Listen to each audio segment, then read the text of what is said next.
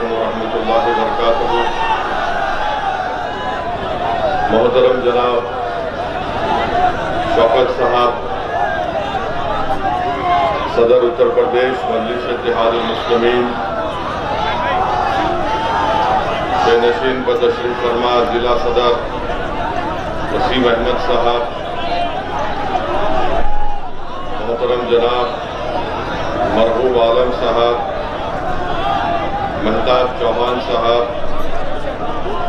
जनाब फरहान जुबैरी साहब, मंसूर अली खान साहब, हमारे भाई मोहतरम जनाब पवन राव अम्बेडकर साहब, गुलाम साबिर साहब, इमरान साहब, मौजूद उलमा इकराम, मौजूद हाज़रीन इकराम, बुजुर्गान मिल्लत, मेरे गयूर नौजवान साथियों, मैं आप तमाम का बेहद शुक्रगुजार हूँ कि आपने अपना कीमती वक्त निकाल कर आज के मजलिस इत्तेहादुल मुस्लिमीन के इस जलसे में शिरकत की। ये मेरे लिए बड़ी ही इज्जत की बात है कि मैं एक तारीखी मुकाम में यहाँ पर आकर आपके दरमियान में खड़े होकर मुझे कुछ कहने का मौका मिल रहा है। ये वो सरजमीन है जिसने इल्म की शमा को रोशन किया। ये वो सरजमीन है जहाँ से सारी दुनिया तक और सुबह क़यामत तक तौहीद का पैगाम आम होता रहेगा। ये वो सरजमीन है जहाँ से उलमा किराम ने निकलकर जहालत का और शिरक का खात्मा किया। ये वो सरजमीन है मेरे अज़ीज़ान मिल्लत जहाँ से अंग्रेज़ों के खिलाफ बगावत का ऐलान किया गया था। ये वो सरजमीन है जहाँ से हमारे मौजूद उलमा किराम ने अंग्रेज़ों को इस मुल्क से गुलामी से आज़ाद कराने के लिए अंग्रेज़ों के खिलाफ जिहाद का फतवा दिया। तो ये मेरे लिए बड़ी खुशकिस्मती है और मेरे लिए बड़ी अच्छी बात है कि मैं आज यहाँ पर आपके दरमियान में आया हूँ। मैं शुक्रगुजार हूँ उन तमाम जिम्मेदारों का जिन्होंने इस जलसे को कामयाब करने के लिए बड़ी मेहनत की और आपका यहाँ पर मौजूद रहना इस बात का पैगाम देता है कि इंशाअल्लाह ताला उत्तर प्रदेश में मुसलमानों में एक नई तब्दीली पैदा हो चुकी है और इंशाअल्लाह ताला उत्तर प्रदेश में अब के बाद इंशाअल्लाह ताला मुसलमान अपनी एक सियासी क़यादत को बनाएंगे और मुसलमान मुत्तहिद होकर अपने वोट का इस्तेमाल मजलिस इत्तेहादुल मुस्लिमीन के हक़ में करेंगे। मेरे अजीज दोस्तों और बुजुर्गों, मैं आपसे ये गुजारिश करने आया हूँ कि उत्तर प्रदेश की सियासत आप मुझसे अच्छा जानते हैं। पिछले 50-60 साल से मुसलमानों ने उत्तर प्रदेश ने जरूर भारत की जमहूरियत को और उत्तर प्रदेश की जमहूरियत को मजबूत किया। हमारे बुजुर्गों ने भारत की जमहूरियत को मजबूत करने के लिए अपना खून पसीना बहाया। हमने अपने वोट का इस्तेमाल किया और हमने मुख्तलिफ सियासी पार्टियों को इक़्तिदार से नवाजा। बरसों आपने कांग्रेस का साथ दिया, उसके बाद चौधरी चरण सिंह ने लोकदल बनाई, आपने उनका भी साथ दिया। फिर उसके बाद समाजवादी पार्टी और बहुजन समाज पार्टी को आपने वोट देकर कामयाब किया। मैं आपको बतलाने आया हूं, आपसे गुजारिश करने आया हूं कि मेरे अजीज दोस्तों और मेरे बुजुर्गों, अब की बार आपको अपनी क़यादत को, अपनी लीडरशिप को बनाना पड़ेगा। क्योंकि अगर आप उत्तर प्रदेश के हालात पर नजर डालेंगे तो भारत की जमहूरियत और उत्तर प्रदेश की जमहूरियत की एक तल्ख हकीकत है, और वो तल्ख हकीकत ये है कि जिस समाज, जिस बरादरी के पास उसकी सियासी ताकत होगी, उसकी लीडरशिप होगी या उसकी क़ियादत होगी, उसी समाज के मसाइल को, तकालीफ को सुना जाता है। जिस समाज के पास सियासी लीडरशिप होती है, उस समाज अपने लिए इंसाफ करा सकती है।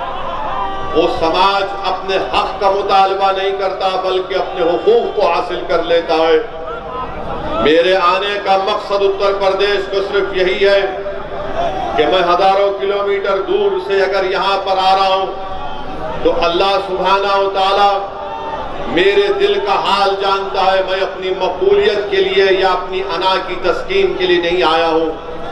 मैं यहाँ पर इसलिए आया हूँ ताकि मैं कुछ जो जिंदगी का मुख्तसर सा वक्त अल्लाह ने हम तमाम को दिया है, मैं अपनी जिंदगी के वक्त को उत्तर प्रदेश बल्कि पूरे मुल्क में मुसलमानों की एक सियासी क़ियादत को बनाने में अपना वक्त लगा रहा हूँ।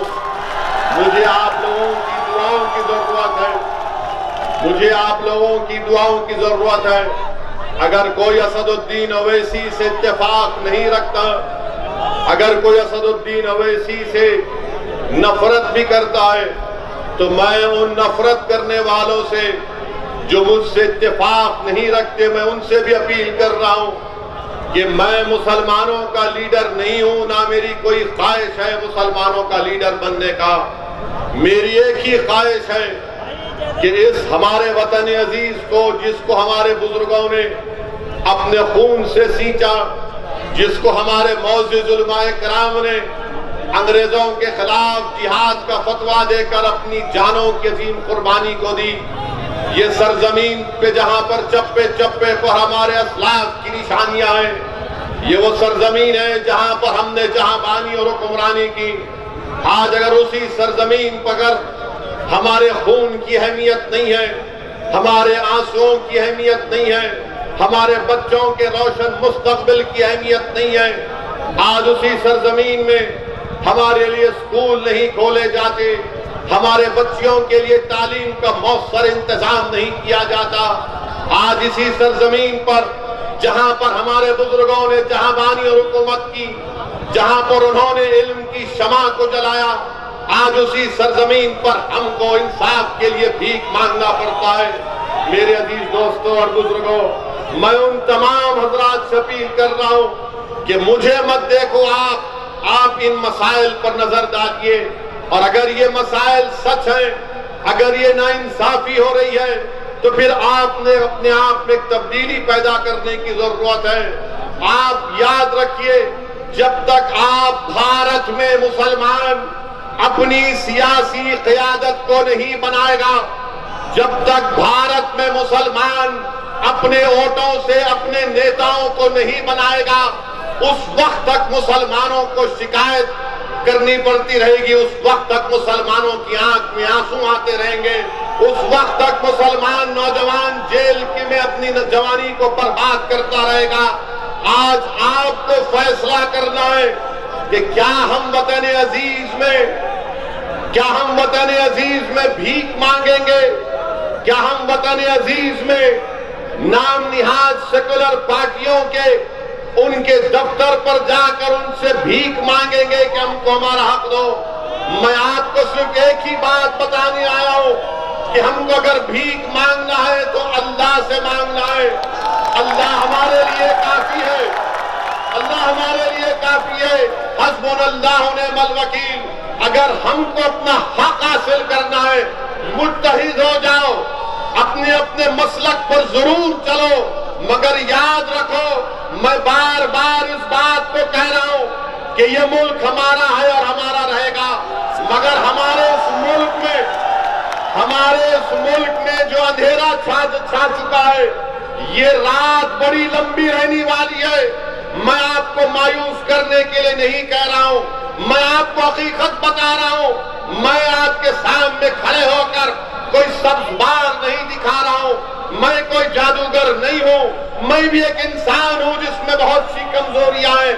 मगर अल्लाह ने जो मुझे काबिलियत दी, जो अल्लाह ने मुझे सोचने और समझने का सलीका सिखाया, जो मैंने अपने बुजुर्गों के पैरों के पास बैठकर दीन और सियासत को सीखा, मैं उस तजुर्बे की बुनियाद पर आपके दरमियान में खड़े होकर अपने दिल में छुपे हुए गम को आपके सामने रख रहा हूं कि भारत के मुसलमानों को एक सियासी ताकत बनना पड़ेगा, तभी भारत मजबूत होगा, तभी भारत की जमहूरियत मजबूत होगी, तभी मुसलमानों से इंसाफ होगा।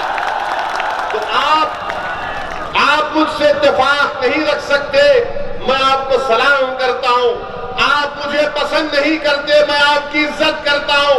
इस कौम के सामने, भारत के मुसलमानों के सामने असदुद्दीन ओवैसी की कोई अहमियत नहीं है, मगर मैं जो कुछ कह रहा हूं, जो कुछ मेरी दीवानगी अपनी जबान से आपके सामने कह रही है, इस दीवाने की चंद बातों पर गौर कर लो, इस दीवाने की चंद बातों पर गौर करो ठंडे दिल से, और अल्लाह से दुआ करो, और अल्लाह से दुआ करो कि परवरदिगार, अगर ये शख्स सच बोल रहा है तो हमारे दिल में मजलिस इत्तेहादुल मुस्लिमीन की मोहब्बत पैदा कर दे।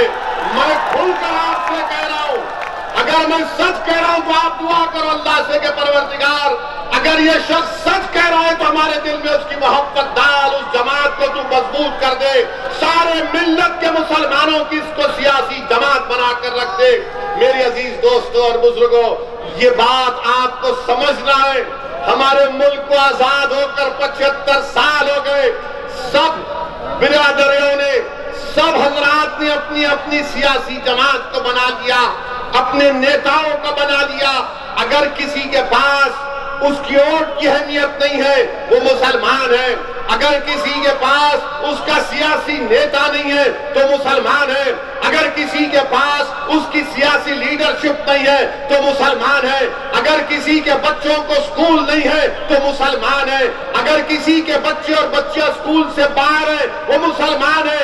अगर किसी के नौजवान बच्चे ग्रेजुएट कम है वो मुसलमान है। अगर किसी को पुलिस झूठे एनकाउंटर में मारती है तो मुसलमान है। किसी को दहशतगर्दी के नाम पर बदनाम किया जाता है तो मुसलमान है। अगर किसी के 10 गांवों को दहशतगर्द अड्डे कहा जाता है तो मुसलमान है। अगर किसी को नौजवानों को जेल में डालकर उनकी जवानी को बर्बाद कर दिया जाता है तो मुसलमान है। मेरे अजीज दोस्तों और बुजुर्गों, मेरे कौम और मिल्लत के जिम्मेदारों, मोअज़्ज़िज़ उलमाए इकराम, इन बातों पर आपको गौर करके एक अच्छा फैसला लेना पड़ेगा। मेरी जिंदगी का कोई भरोसा नहीं है, किसी की जिंदगी का कोई भरोसा नहीं है, मगर आपको फैसला करना है। जब आप उत्तर प्रदेश के इलेक्शन में, विधानसभा के चुनाव में वोट डालने जाएंगे तो इन चीजों पर गौर करिए, इन मुतालबात पर, इन इशूज पर, इन मसाइल पर गौर करके अपने वोट का इस्तेमाल करिए। मुझे यकीन है कि अल्लाह सुब्हानहू तआला आपसे अच्छा फैसला लेने लगाएगा। दूसरी बात, जो मजलिस इत्तेहादुल मुस्लिमीन पर तनकीद की जाती है, क्या तनकीद की जाती है कि मजलिस को अगर वोट देंगे तो फिस्ताई ताकतें मजबूत हो जाएगी। मजलिस पर इल्जाम, अगर मजलिस को वोट देंगे तो बीजेपी जीत जाएगी। अगर मजलिस को वोट देंगे तो क्या मुसलमान कैसा रहेगा मिलकर? मैं आपको बताना चाह रहा हूं, मैं किसी मजहब के खिलाफ नहीं हूं, ना कभी था ना कभी रहूंगा इंशाअल्लाह ताला। मेरी जमात की पॉलिसी किसी मजहब के खिलाफ नहीं है। हम तो भारत एक ऐसा देश है जिसका कोई मजहब नहीं है। भारत का कोई मजहब नहीं है, ना इस्लाम है, ना हिंदुइज्म है, ना बुद्धिज्म है, ना सिखिज्म है। भारत इन तमाम मजाहिब को मानता है। भारत की खूबसूरती है जब भारत का संविधान ये कहता है कि मुल्क का कोई मजहब नहीं है, तो क्यों नहीं हम मिलकर रह सकते? अगर हम मिलकर रहना चाह रहे हैं और रहेंगे इंशाअल्लाह ताला। दूसरा इल्जाम कि बीजेपी जीत कर आ जाएगी।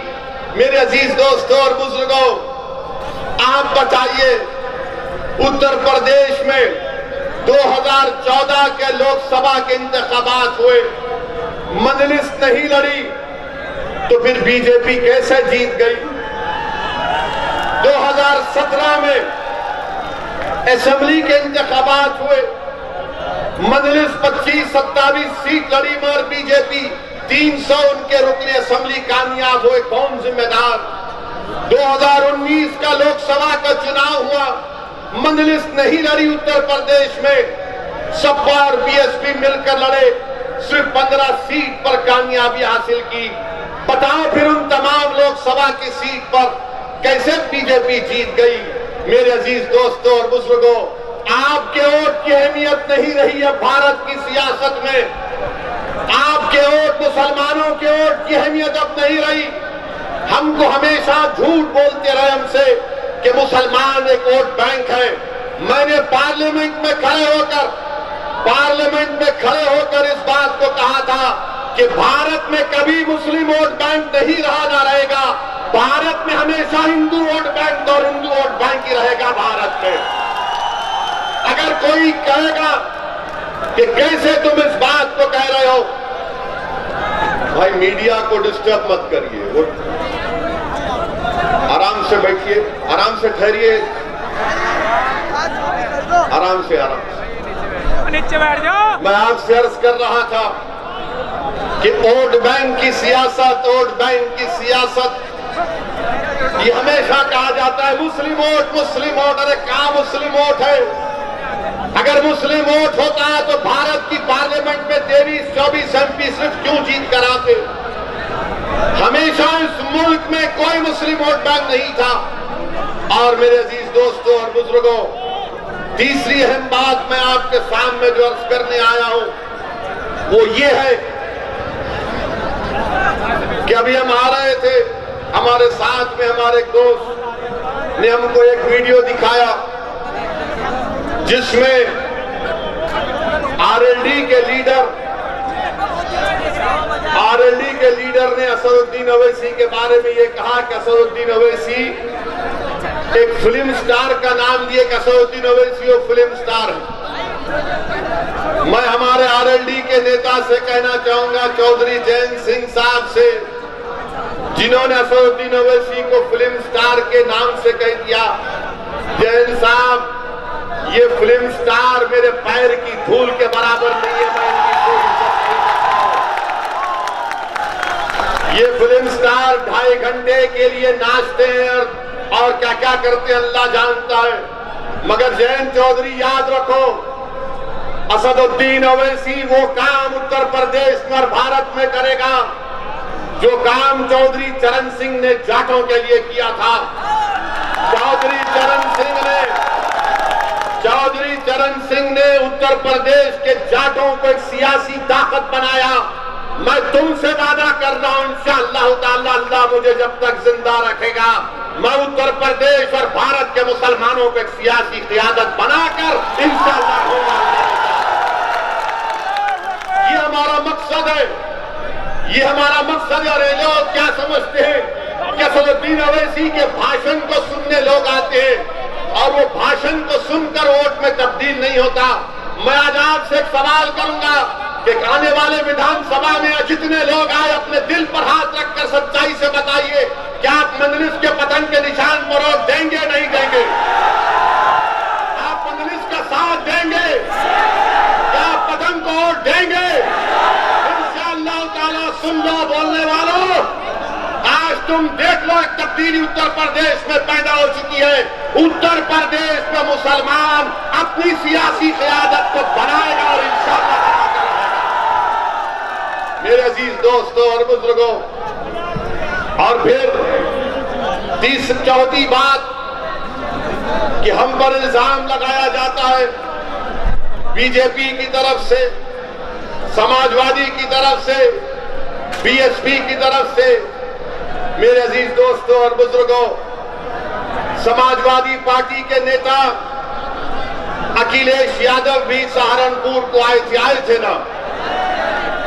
ना सहारनपुर को। ईमानदारी से एक सवाल का जवाब दे दीजिए, क्या अखिलेश यादव के मंच पर, डाइस पर आपने कोई मुस्लिम नेता को देखा? क्या आपने अखिलेश यादव के मंच पर कोई मुस्लिम नेता को देखा सहारनपुर में? मैं बता रहा हूं मुस्लिम नेता कहां पर बैठे थे। मेरे पास फोटो है मुस्लिम नेताओं की, मैं डालना नहीं चाहता। वो मुस्लिम नेता किसी दूर एक खेत में दरी बिछाकर बैठे थे। समाजवादी पार्टी के सरबराह अखिलेश यादव सहारनपुर को आते और उनके मंच पर मुसलमान नहीं बैठता।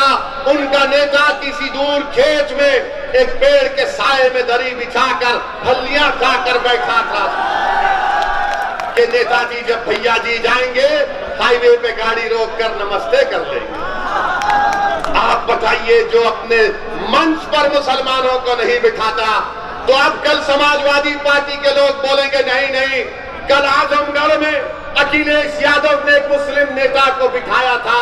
तो हां बिठाया था, 80 साल का एक एमएलए आजमगढ़ का, किस पर बिठाया? मंच पर, स्टूल के ऊपर बिठाया। स्टूल के ऊपर बिठाया तुमने और सबको सोफे के ऊपर बिठाया। मेरे जहां पर तुमको मंच पर जगह नहीं है बैठने की, और अगर बैठने की जगह है तो स्टूल पर बिठाया जाता। मैं उन मुस्लिम कायदीन से कहूंगा कि छोड़ो समाजवादी पार्टी को, तुम असदुद्दीन ओवैसी के कंधे पर बैठ जाओ, मैं तुमको उठाकर लेकर जाने के लिए तैयार। तुम मेरे कंधे पर खड़े हो जाओ, तुम मेरे बाजुओं पर खड़े हो जाओ, तुम पर मेरी जिंदगी कुर्बान, अगर मेरी लाश भी तुमको फायदा पहुंचाती तो इस्तेमाल करो। मगर एक सियासी ताकत बनो, एक सियासी कुव्वत बनो। याद रखो अज़ीज़ान मिल्लत, मैं उत्तर प्रदेश के मुसलमानों से भीख मांग रहा हूं।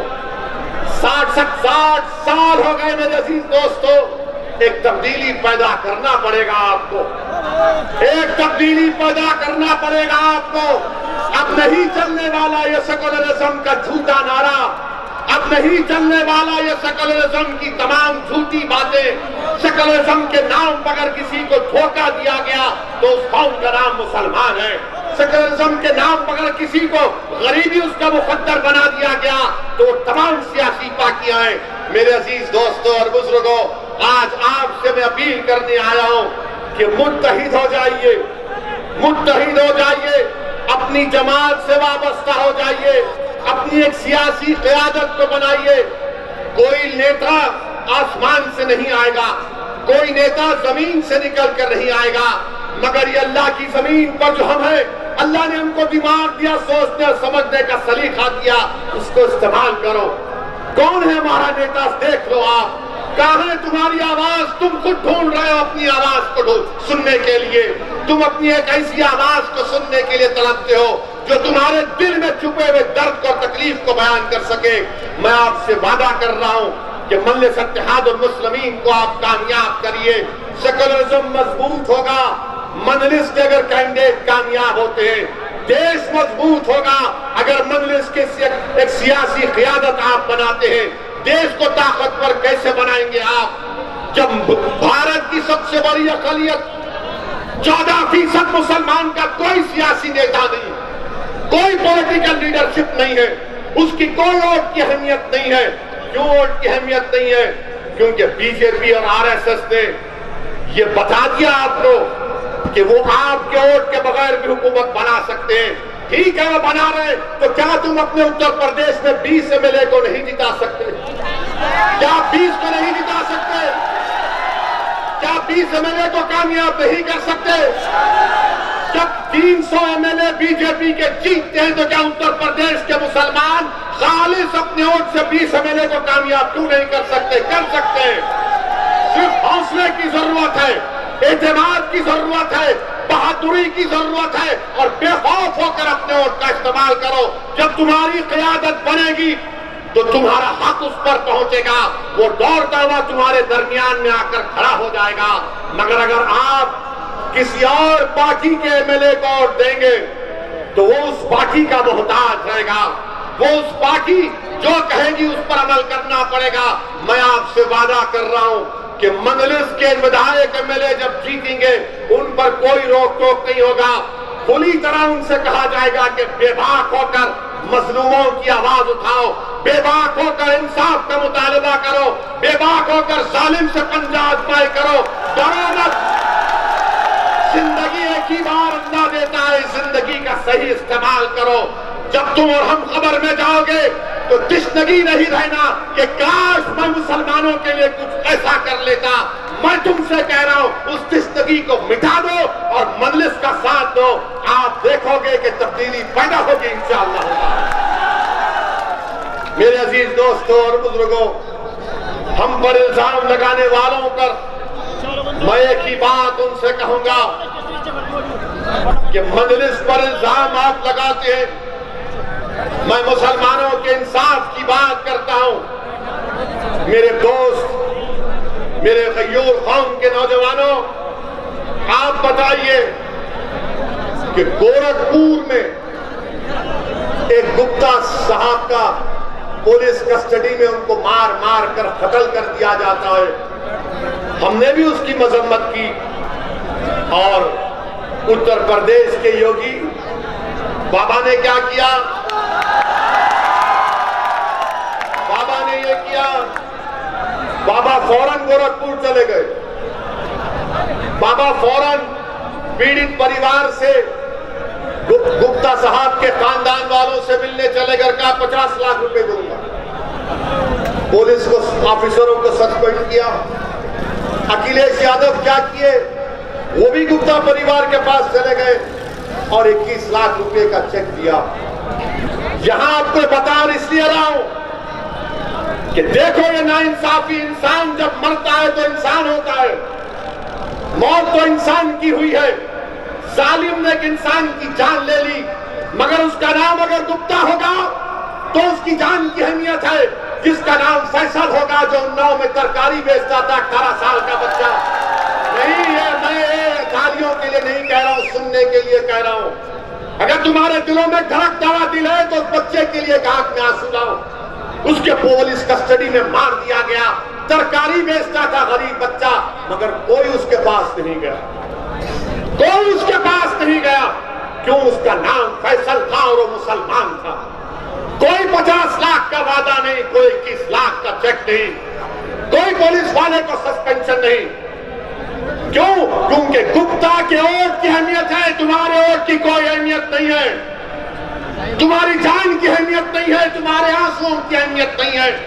और तुम ये समझ रहे हो कि तुम बादशाहगर हो। नहीं हो तुम बादशाहगर उस वक्त हो गए जब 19% एक शीशा पिलाई हुई दीवार की तरह मुत्तहिद हो जाओगे। तो अगर तुम्हारे बच्चे के सर के बाल पर आंच आएगी तो वो लड़ेंगे। तुम्हारी खौफ से, तुम्हारे इत्तेहाद के खौफ से परेशान है। मेरे अजीज दोस्तों और बुजुर्गों, ये मिसाल आपके सामने है। आप बताइए क्या क्या नहीं हो रहा है। ये वेस्टर्न यूपी है।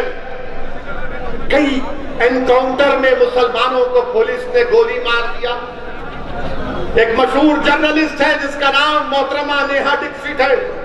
कोई कहेगा कि वो ऐसी झूठ बोल रहा है। जाओ वो जर्नलिस्ट की रिपोर्ट पढ़ लो, जिसने कहा कि सबसे ज्यादा मारने वालों को एनकाउंटर में मुसलमान थे। जेल में घुसकर गोली मार दी गई। आप बताओ फिर कौन से आप सेकुलरिज्म की बात कर रहे हैं? कौन से आपके वोट बैंक की आप बात कर रहे हैं? उठो उत्तर प्रदेश के मुसलमानों, ये वक्त ख्वाब गफलत से उठने का है। अपने दिमागों से उन जालों को निकालो जो तुम ये समझ रहे हो कि हालात सब सही है। नहीं है, हालात सब सच सही नहीं है। हालात उस वक्त सही होंगे जब आप एक करवट लेंगे। जिस तरह इस सरजमीन पर हमारे बुजुर्गों ने बातिल ताकतों और तूफानों के सामने एक शमा को रोशन किया था, आज उस शमा की रोशनी पूरे आलम में फैल चुकी। क्या तुम एक सियासी शमा को नहीं रोशन करोगे अपने इत्तेहाद की ताकत पर? क्या तुम एक शमा को नहीं रोशन करोगे ताकि तुम्हारे आने वाले नस्लों का मुस्तकबिल अच्छा हो सके? मैं तुमसे सिर्फ यही बोलने आया हूं, यही कहने आया हूं। अगर किसी को मेरी बात खराब लगती है तो मैं कुछ नहीं कर सकता, मैं ऐसा ही हूं। मेरी जबान ऐसी है, मगर सच्चाई का बयान कर रहा हूं। मेरे अजीज दोस्तों और बुजुर्गों, कौम और मिल्लत के जिम्मेदारों, मुअज़्ज़िज़ उलमाए किराम, असदुद्दीन अवैसी सिर्फ यही आपसे गुजारिश करने आया है कि मैं यहां पर अपने लिए नहीं आया हूं। उतनी दूर से नहीं आया हूं। हम पर इल्जाम लगाए जाते, मुझे उसकी कोई परवाह नहीं। इल्जाम लगते रहेंगे, इसकी मुझे कोई परवाह नहीं है। तारीख गवाह है, अगर कोई सीरतुन नबी की किताब को पढ़ेगा तो इल्जामात भी है, इल्जामात भी है। मक्के की सरजमीन पर जिसमें मुबारक पर ऊंट की उजड़ी भी डाली गई, ताइफ का सफर भी है, औद का मैदान भी है, और उसके बाद फतेह मक्का भी है, और होगा इंशाअल्लाह। मेरे अजीज दोस्तों और बुजुर्गों, अपने हिम्मत और हौसले को बुलंद रखिए, अपने हिम्मत और हौसले को बुलंद रखिए, और अपने इन दो बाजुओं पर भरोसा रखिए, और अपने कुव्वत पर, अपने फैसलों पर पूरा एतमाद रखिए। जब आप अपने फैसलों पर पूरा एतमाद करके फैसला लेंगे, यकीनन तब्दीली पैदा होगी। अगर आप डर डर कर जिंदगी गुजारेंगे तो कहां फैसला ले सकते। यही सहारनपुर में किनकी गांव में मौला महमूद मदनी साहब ने एक यूथ क्लब बनाने का प्रोग्राम बनाया, और भारत स्काउट्स एंड गाइड्स का नौजवानों के लिए वहां का बीजेपी का एमएलए काम को रुकवा देता है। कोई मदरसा नहीं बन रहा था, कोई मस्जिद नहीं बन रही थी, और ये काम हो रहा था तो उस काम को रुका दिया। आप बताइए फिर क्या है, कौन सी दुनिया में हम रह रहे हैं। उठिए, एक तब्दीली पैदा करिए। और फिर मेरे अजीज दोस्तों और बुजुर्गों, समाजवादी पार्टी को आपने 14 में वोट दिया, बीजेपी को शिकस्त नहीं दे सके। 17 में वोट दिया, बीजेपी को रोक नहीं सके। 19 में वोट दिया, आपने रोक नहीं सके। अब आप बताइए, क्या ये हमारी जिम्मेदारी, क्या ये हमारी जिम्मेदारी है? क्या इतने बड़ी तादाद में 300 बीजेपी के एमपी जीत रहे हैं? मैं जिम्मेदारी के साथ कह रहा हूं कि भारत के मुसलमानों में सिर्फ 6% मुसलमानों ने 14 में और 19 में बीजेपी को वोट दिया, और 94% ने बीजेपी के खिलाफ वोट दिया। तो भारत के मुसलमानों को समझना पड़ेगा कि अपने वोट की अहमियत को समझो, अपने वोट की अहमियत को समझो। अगर तुम अपना वोट अपनी पार्टी के लिए इस्तेमाल करोगे, अगर तुम अपना वोट अपनी पार्टी के लिए इस्तेमाल करोगे, तो ये तमाम नाम निहाद सेकुलर पार्टी जो मुसलमानों को अपना गुलाम और कैदी समझते हैं, इनके दिमाग जो आसमानों पर है, जमीन पर आकर तुम्हारे पैर पर गिरकर भीख मांगेंगे। मगर ये जानते हैं, ये तमाम कांग्रेस, ये समाजवादी क्या कहते हैं, कहां जाएगा मुसलमान, कहां जाएगा मुसलमान। तंज के तौर पर कहते थे मुझे, जब मैं पहली मरतबा एमपी बनकर गया 2004 में, ये तमाम पार्टी के लोग कहते थे, जब मैंने महाराष्ट्र से अपने सियासी सफर का आगाज किया, नांदेड़ की सरजमीन पर कामयाबी मिली, तो ये तंज करते थे, ओवैसी मुसलमान के पास कोई विकल्प नहीं है सिवाय हमारे, और तुम नहीं जानते मुसलमान सिर्फ हमको ही वोट देता है। अगर मुसलमान को बीजेपी को रोकना है तो हमको वोट देगा, वो हमको छोड़कर नहीं जाएगा। किसी ने कहा कि असदुद्दीन ओवैसी, हमने मुसलमानों के दिमागों पर कब्जा करके रख लिया। किसी ने कहा कि हमने मुसलमानों के दिलों में खौफ को पैदा कर दिया। किसी ने कहा कि हमने मुसलमानों को एक जिंदा लाश बनाकर रख दिया कि वो अपने हक के लिए फैसला नहीं लेगा जब तक कि हमसे ना पूछ ले, क्योंकि हम उसके सियासी आका हैं। मैं आपसे कहने वाला हूं कि हमारा कोई सियासी आका नहीं है, हमारा कोई हकीकी में आका है तो मोहम्मद सल्लल्लाहु अलैहि वसल्लम। अगर हम किसी के गुलाम हैं तो नबी पाक सल्लल्लाहु अलैहि वसल्लम के गुलाम हैं। अगर हम किसी के आस्ते दिल में मोहब्बत रखना है तो रहमतुल आलमीन के लिए मोहब्बत रखना है। किसी से डरना है तो रब्बे कायनात से डरना है, इन दो टाइम के जानवरों से, इन इख्तिदार की कुर्सियों पर बैठने वालों से नहीं डरना है हमको। जमहूरियत है, जमहूरियत आपको हक देती है कि अपने वोट का इस्तेमाल करें। वोट आपका है, एक अमानत है और ये मैंने जिम्मेदारों की जबान से सुना। इस अमानत को आप कैसे इस्तेमाल करेंगे? इस अमानत को आप जालिमों को जुल्म करने के लिए देंगे? इस अमानत को आप उन लोगों के हवाले करेंगे जो आपको, हमारे बच्चों को स्कूल से महरूम रखती है? क्या आप उनको वोट देंगे? ये अमानत है और याद रखो मेरी इस बात को, जब पार्लियामेंट में ट्रिपल तलाक का मसला पैदा हुआ, जब पार्लियामेंट में ट्रिपल तलाक का बिल लाया गया, आपके ऊपर छोड़ता हूं, किसने 3 मरतबा मोदी ने पार्लियामेंट में बिल लाया तो 3 मरतबा किसने दलाइल के साथ मुल्क के आईन और संविधान के दायरे में रहकर उस कानून की धज्जियां किसी ने उड़ाई तो उसका नाम मजलिस इत्तेहादुल मुस्लिमीन। बल्कि ये जिस सरजमीन से आज असदुद्दीन ओवैसी को बोलने का मौका मिल रहा है, ये उलमाओं की सरजमीन। यही यहां से कांग्रेस के एक मरहूम एमपी साहब थे, अल्लाह उनको जन्नत फिरदौस में मुकाम अता करे। जब मैंने जाकर उनसे पूछा कि मौलाना आप तो एमपी भी हैं और आलिम दीन भी हैं, आपने क्यों नहीं बोला ट्रिपल तलाक? मेरे आंख में आंसू थे कि मौलाना आपने क्यों नहीं बोला? आप तो आलिम दीन है, क़ाल अल्लाह क़ाल रसूल अल्लाह आपके सीने में है। तो मौलाना ने मेरा हाथ पकड़कर कहा कि क्या कहूं, मेरी पार्टी के लोगों ने मुझे रोक दिया, बोलने नहीं दिया। आप बताओ फिर कौन बोलेगा? आप कहेंगे नहीं एक दीवाना है, ऐसे कहेगा नहीं मैं यहां पर इसलिए आया हूं कि मुझसे बेहतर हजारों की तादाद में बोलने वाले पैदा हो जाएं, जो पार्लियामेंट उत्तर प्रदेश के असेंबली में जाकर उत्तर प्रदेश के दौर दीवार को हिला के रखे आपके इंसाफ के। मेरे अजीज दोस्तों और बुजुर्गों, ट्रिपल तलाक का कानून ये बना तो दिए, मोदी बना तो दिए, मगर क्या हासिल हुआ? क्या हासिल हुआ? मैंने उस वक्त भी कहा था देश में अगर कानून बनाना है महिलाओं के लिए, खवातीन के लिए, वो कानून बनाइए जो शख्स शादी तो करता है मगर बीवी उसके घर में नहीं रहे, जो शख्स शादी तो करता है मगर बीवी को भगा देता है।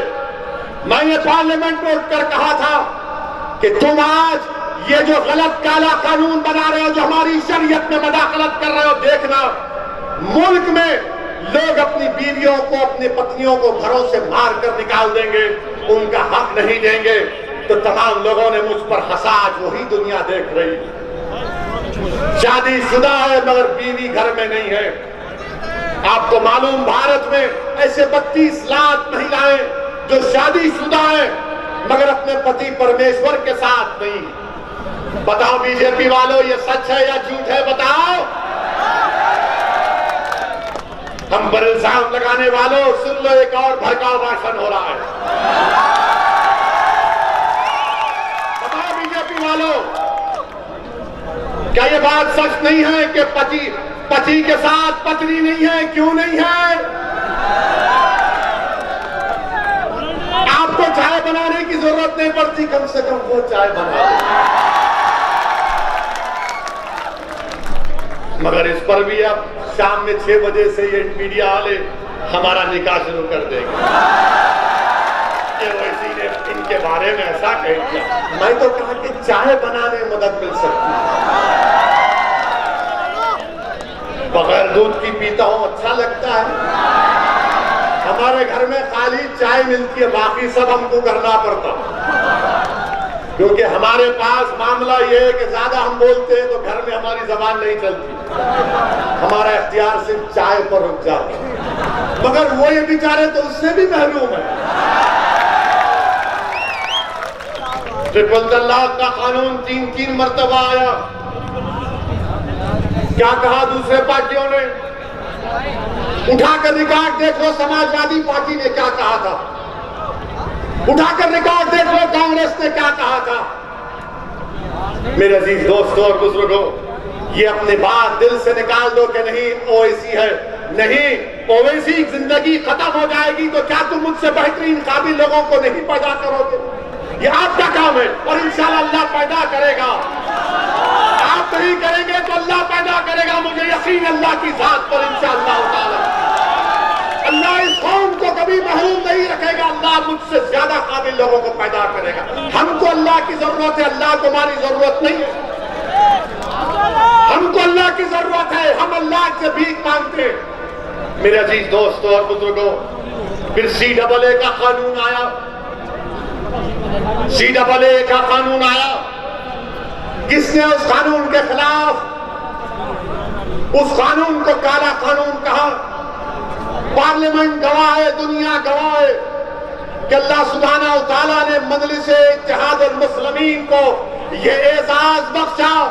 ये अल्लाह का करम है कि अल्लाह ने मेरे दिल में इस बात को डाला कि मैंने बीजेपी के 300 MPओ के सामने, अमित शाह के सामने खड़े होकर कहा कि गांधी ने उस वक्त के सफेद फार्म साउथ अफ्रीका के कानून के खिलाफ उसको फाड़ दिया था, आज ओवैसी तुम्हारे इस कानून को फाड़ दिया। ये समाजवादी ने क्या किया? कांग्रेस ने क्या किया? हम जब कानून को फाड़े तो सब के सब ने नजरें नीचे कर लिए, बोले ये क्या कर दिया तुमने, ये क्यों फाड़ा तुमने? हमने कहा हमने इसलिए फाड़ा क्योंकि दिल बोल रहा था, संविधान पुकार पुकार कर कह रहा था ये काला कानून है जो मजहब के नाम पर नाइंसाफी कर रहा है मुसलमानों से। आप कुछ नहीं बोलेंगे, मगर वोट का वक्त इलेक्शन आएगा तो बोलेंगे वोट हमको दे दो। आप कहेंगे कि अखिलेश ओवैसी तो कानून को फाड़ा, तो अखिलेश बोलेंगे वो हो गया मगर नेता हम हैं तुम्हारे, तुम्हारा काम हमको वोट देना है। आप पूछेंगे अखिलेश, समाजवादी, कांग्रेस, PSP जब ट्रिपल तलाक का कानून आया तो बोलेंगे हाँ वो मुसलमान है, वही तो बोल सकता, हम काहे बोलेंगे? मगर जब हमारा वोट आएगा तो हमको लेंगे ना वोट हमसे, उस वक्त कुछ नहीं कहेंगे। और फिर ये समाजवादी पार्टी, मैं पूछना चाह रहा हूं अखिलेश यादव से, जब CAA का कानून पार्लियामेंट में आया तो क्या शिवसेना ने नरेंद्र मोदी हुकूमत का साथ नहीं दिया CAA कानून में? और यही समाजवादी पार्टी महाराष्ट्र में अखिलेश यादव, उद्धव ठाकरे की हुकूमत का साथ दे रहे हैं। बताओ समाजवादी पार्टी में बैठने वालों, क्या मैं सच कह रहा हूं या झूठ कह रहा हूं? क्या महाराष्ट्र में शिवसेना, उद्धव ठाकरे की हुकूमत को तुम्हारी पार्टी ने साथ नहीं दिया? CAA के कानून में जो भारत के मुसलमानों को स्टेटलेस बनाना चाहते थे, आपने उनकी तायीद की। मेरे अजीज दोस्तों और बुजुर्गों, ये अमित शाह का लाया हुआ काला कानून, ये मोदी की हुकूमत का लाया हुआ काला कानून, मैं सलाम करता हूं भारत के मुसलमानों को, मैं सलाम करता हूं उत्तर प्रदेश, सहारनपुर और तमाम भारत के इलाकों के मुसलमानों को, और खास तौर से हमारी बहादुर माओं और बहनों को जिन्होंने CAA कानून के खिलाफ एहतजाज किया, रोड पर निकल कर आ गए, शाहीन बाग बनाया। मैं सलाम करता हूं आपको। और योगी, अमित शाह और मोदी को कह रहा हूं, दोबारा NPR NRC की बात होगी तो फिर हम निकल कर आएंगे इंशाअल्लाह। मगर ये लोग क्या कर रहे हैं देखिए आप। अमित शाह उत्तराखंड में कल तकरीर किए, देश का होम मिनिस्टर है, वजीर दाखिला है, उत्तराखंड में जाकर अमित शाह अनार शनाब तकते हैं और कहते हैं ये मुसलमान रोड पर जुम्मे की नमाज पढ़ते हैं, रोड पर पढ़ते हैं और ट्रैफिक को रोक देते हैं। अमित शाह साहब, अगर हम जबान खोलेंगे ना तो बहुत सी बातें बता सकते हैं आपको, रोड पर क्या क्या होता है,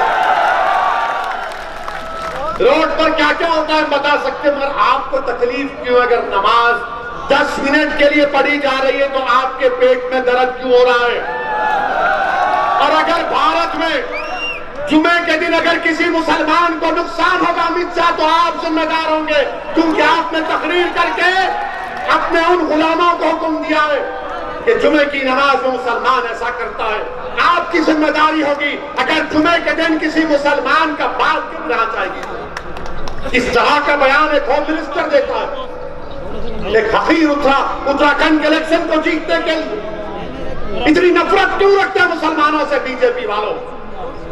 आप तो संविधान पर ओथ लिए ना, आप तो संविधान पर हल्फ लिए जिसको बाबा साहेब अम्बेडकर ने बनाया, और उस संविधान में सबको बराबरी का मौका दिया गया।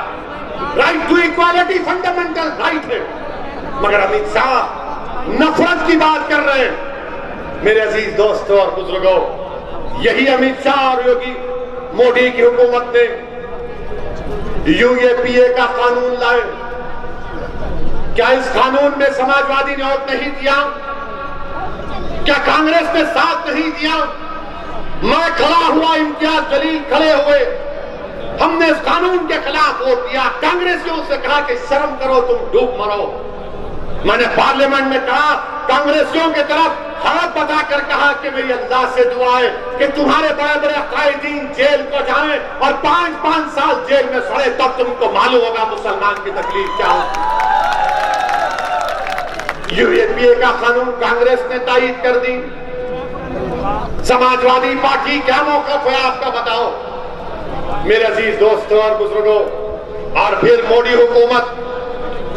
मोदी हुकूमत अब एनपीआर एनआरसी की तैयारी कर रही है। ये जो कानून है पैदाइश का और मौत का, उसमें तब्दीली ला रही है। 1969 का जो कानून है registration of birth and death का, मोदी एनपीआर एनआरसी इस तरीके से लाना चाह रहे हैं कि ये जो अगर कोई पैदा होता है या किसी की मौत होती है, वो रियासती हुकूमत की जिम्मेदारी है उसका रजिस्ट्रेशन करना। संविधान में कंकरेंट लिस्ट में आता है, मगर मोदी हुकूमत एनपीआर एनआरसी को लाने के लिए वो कानून में तरमीम करके कह रही है कि इलेक्टोरल रोल होगा, राशन कार्ड, पासपोर्ट, ये तमाम मरकजी हुकूमत अपने इख्तियारात में लेना चाह रही है, जो आर्टिकल 324 के खिलाफ है। एनपीआर के जो रूल्स हैं वो अनकॉन्स्टिट्यूशनल हैं। मगर मेरे अजीज दोस्तों, ये सुप्रीम कोर्ट के पुट्टू सामी जजमेंट के भी खिलाफ है। आप मेरी पैदाइश और मेरी मौत को मेरे आधार कार्ड से नहीं जोड़ सकते, आप मेरे वोटर कार्ड से, इलेक्टोरल कार्ड से नहीं जोड़ सकते। ये साजिश मंसूबाबंद तरीके से मोदी कर रहे हैं। और आप आधार कार्ड, लोग कहेंगे कसौटी ओवैसी तुम डरा रहे हो, डरा नहीं रहा हूं, सच्चाई को बयान कर रहा हूं। इसकी मिसाल दे रहा हूं। तस्लीम नामी एक शख्स यूपी का मध्य प्रदेश में चूड़ियां बेचने गया, 1 महीने से जेल में। उसके आधार कार्ड में सिर्फ नाम के स्पेलिंग की गलती है, तो 1 महीने से जेल में तस्लीम है।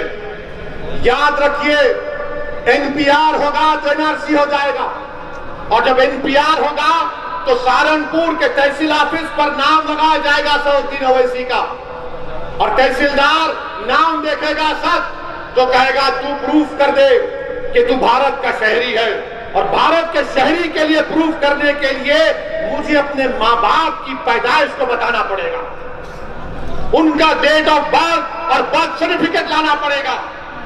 अगर मैं वो कर भी देता हूं, उसके बाद तहसीलदार एक और लिस्ट लगाएगा, तो ये पूरे संघ परिवार के लोग जाकर कहेंगे नहीं, हमको फिर ऑब्जेक्शन है सबके नाम पर, फिर हमसे पूछताछ शुरू हो जाएगी। याद रखिए, मैं आपको मुतनब्बे कर रहा हूं, इसको रोकना है, और कोई पार्टी इसकी बात नहीं कर रही है, ना कांग्रेस, ना समाजवादी, ना बीएसपी, ना आरएलडी। क्योंकि हम जानते हैं ना कि अगर किसी के घर के सामने आकर कोई नारा लगाता था कि मुसलमान खबरस्तान या पाकिस्तान, तो मेरा घर था, तुम्हारा घर नहीं था। मेरे घर के सामने आकर नारे लगाए जाते, मुझे आज भी गालियां दी जाती। क्रिकेट मैच हारते तो एक मुसलमान को पर इल्जाम लगा दिया जाता। मेरे अजीज दोस्तों और बुजुर्गों, इसीलिए हम आपसे कह रहे हैं कि अपनी क़यादत को बनाइए, मुझे मत देखिए, अपने आप को देखिए, अपने अपने मसाइल को देखिए, इस आने वाले चैलेंजेस का आप कैसे मुकाबला करेंगे। मेरे अजीज दोस्तों और बुजुर्गों, और यहां पर उत्तर प्रदेश में बाबा की हुकूमत है, कोई काम आप बाबा से जाकर बोलो, अरे बाबा यहां पर सहारनपुर में लिख कर लाया हूं, वरना बाबा बोलेंगे वो इसी झूठ बोला। बाबा ने क्या कहा, किसी एक टीवी चैनल पर हम थे, तो टीवी चैनल के एंकर ने हमसे पूछा कि योगी जी ने कहा कि ओवैसी अगर सिखों की भी बात कर देते और दूसरे समुदाय की बात करते तो देश के नेता बन जाते। हमने कहा हमको बाबा से सर्टिफिकेट की जरूरत नहीं है, बाबा किसी और के लिए दुकान खोलकर बैठे। बाबा से हम ये पूछना चाह रहे हैं, बाबा वो जो लखीमपुर में जो 4 लोग जिसकी गाड़ी उनको मारी थी, उसमें 2 सिख हमारे भाई थे, आप क्यों नहीं गए बाबा उन सिखों के घर पे? आपको जाना चाहिए था ना बाबा। बाबा आपको सिखों से मोहब्बत नहीं है, तुम हमसे पूछ रहे हो। बाबा हमको सिखों से इतनी मोहब्बत है कि आपने सहारनपुर में जब गुरुद्वारा और मस्जिद का मसला पैदा हुआ था ना, तो आपने कहा ठीक है बनाओ, हमको जमीन की जरूरत नहीं है, और एक जगह बनाएंगे। सिखों के लिए मदद की ना हमने। बाबा ने क्या किया? बाबा ने कहा नाम बदल दो, ज्यादा बोले तो ठोक दो। बाबा को कुछ समझ में आता ही नहीं है, बाबा खाली नाम बदलने पे है। बाबा सुबह उठते बोले नाम कितने बदले गए, उनको उतरी फिक्र। अच्छा बाबा ये बताओ, सहारनपुर में और जौनपुर में मुसलमान 10% है, सहारनपुर में 40% के ऊपर है ना। अब आप ये बताइए, सहारनपुर में खाली प्राइमरी हेल्थ केयर सेंटर 60 क्यों है और जौनपुर में 85 क्यों है? क्यों है बाबा, ये क्यों है? और कम्युनिटी हेल्थ सेंटर जौनपुर में 22 और सहारनपुर में सिर्फ 14। बाबा आपको सहारनपुर से इतनी नफरत क्यों है बाबा?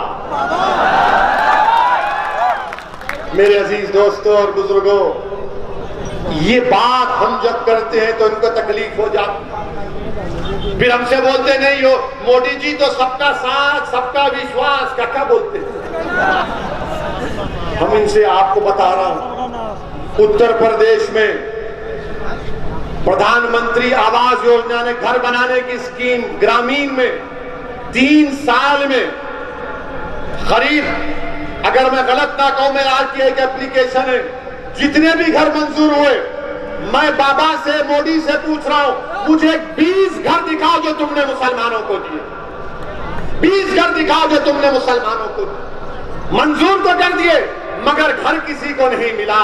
मोदी जी ने क्या कहा था लखनऊ को आकर कि 18 लाख दिए जलाओ।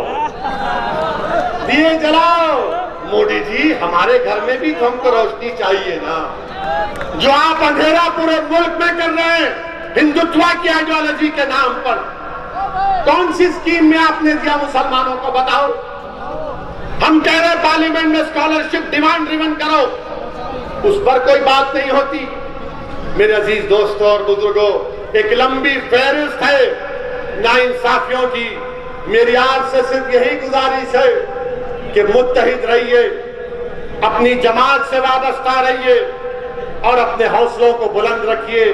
हाँ, योगी आदित्यनाथ सब पर देशद्रोही का मुकदमा लगा देते नहीं, वो क्यों पटाखे फोड़ा, वो क्यों खुशी मनाया? अरे बाबा, देशद्रोही का मुकदमा उसी वक्त लग सकता है जब तशद्दुद होता है। और ये यूपी की हुकूमत मुजफ्फरनगर के फसादात में आजादी के बाद 50,000 मुसलमान अपने घर बार को छोड़ दिए, जिन पर मुकदमे आयद हुए साथियों के ऊपर 1000 मुकदमे कोर्ट में खत्म हो गए।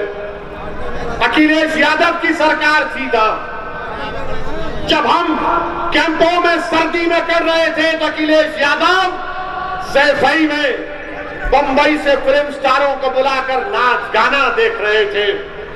जब हमको ओढ़ने के लिए रजाई नहीं मिल रही थी तो अखिलेश यादव की सरकार ने बुलडोजर लगा दिए। अब बाबा ने कहा कि जब अखिलेश ने ऐसा किया तो मैं उससे बढ़कर करूंगा, और 70 से ज्यादा मुकदमे योगी आदित्यनाथ की सरकार ने बीजेपी के कायदीन से निकाल दिए कि ऊपर से डाल। मेरे अजीज दोस्तों और बुजुर्गों, यही जनगुजारिशात मैंने इखलास के साथ आपके सामने रखा है। मैं आपसे गुजारिश भी करूंगा कि मौलाना कलीम सिद्दीकी साहब के लिए भी दुआ करिए। मौलाना कलीम सिद्दीकी साहब के लिए भी दुआ करिए।